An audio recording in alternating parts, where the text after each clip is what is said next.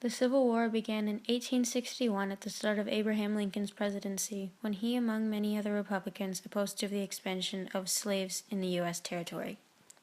There was a large dispute over this ruling between the free states and the slave states, and so 11 slave states decided to become their own nation by secession, calling themselves the Confederate States of America.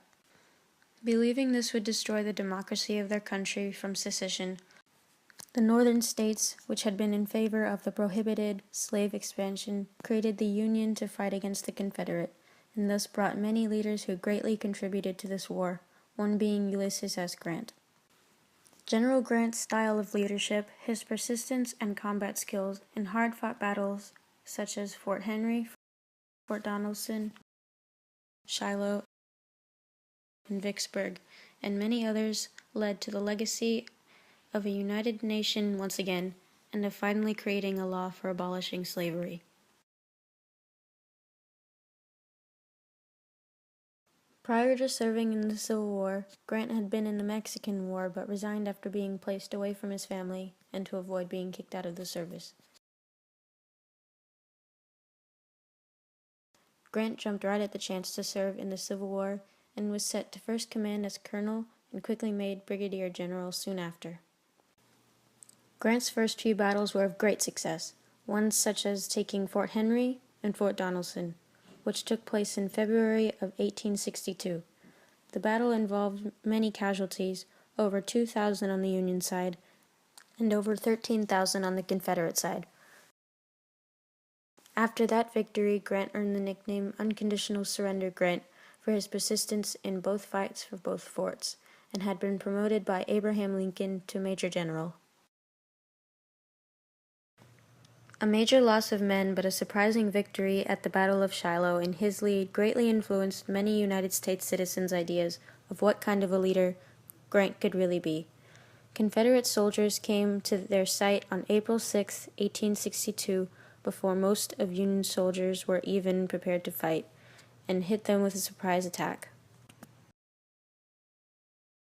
The Confederates began forcing the Union soldiers away from their base until they finally tried to stand their ground at a sunken road also known as the Hornet's Nest. Over 13,000 casualties of the Union were a result, and over 10,000 casualties of the Confederate side occurred as well that day. But on the second day of battle, the Union struck again, ultimately achieving victory and gaining back Shiloh. This battle was one of the bloodiest battles fought in America at the time.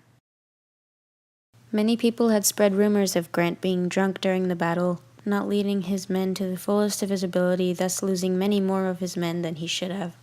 But President Lincoln argued that Grant was a great asset to this war, and they could not afford to drop him from his charge, so Grant remained.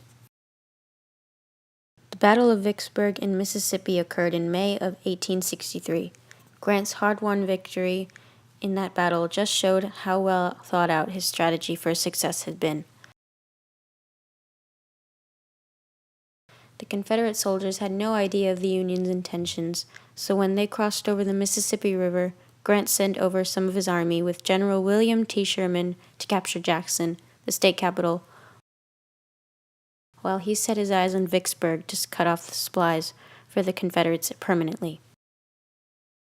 The Union soldiers were forced to cut off supplies immediately upon reaching the city after seeing the defenses from Vicksburg on them.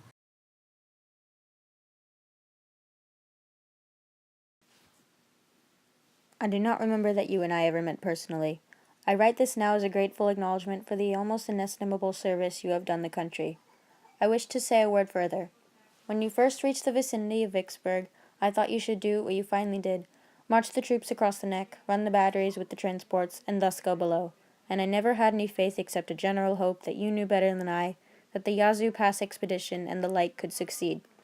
When you got below and took Port Gibson, Grand Gulf, and vicinity, I thought you should go down the river and join General Banks. And when you turned northward east of the Big Black, I feared it was a mistake. I now wish to make the personal acknowledgement that you were right and I was wrong. Yours very truly, Abraham Lincoln.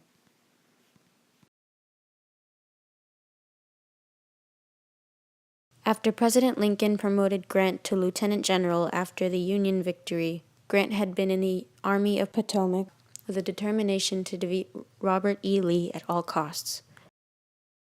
The battles at Wilderness, Spotsylvania, Cold Harbor, and the Siege of Petersburg effectively defeated the Confederate Army, leading to Lee's surrender of his army at the Appomattox Courthouse in 1865, bringing an end to the Civil War and a Union victory. Though Ulysses S. Grant was not the only leader to have greatly contributed in the Civil War, he definitely played his part in being one of the most committed and determined of them all. Had he not had the same persistence and skills in this war that helped lead to victory, the legacy of abolishing slavery after would have not been as easily made.